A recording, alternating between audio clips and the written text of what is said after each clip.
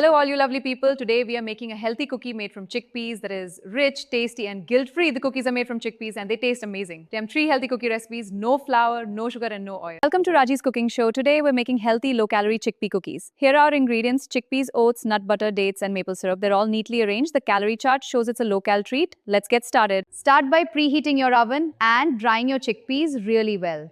Set your oven to 350 degrees Fahrenheit. Now, rinse and drain the chickpeas thoroughly. Pulse the oats to create a light oat flour texture. See how light and fine this texture is? Blend everything until you get a thick, smooth cookie dough.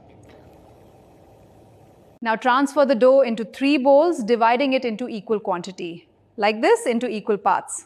Now fold in your favorite mix-ins. Scoop and gently flatten your cookies.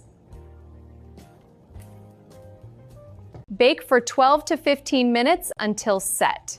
And they're ready for the oven. Healthy, delicious, and packed with protein. These are soft, delicious, and completely healthy. Comment below which flavor you like the most and don't forget to subscribe to Raji's cooking show, also recipe in the description box.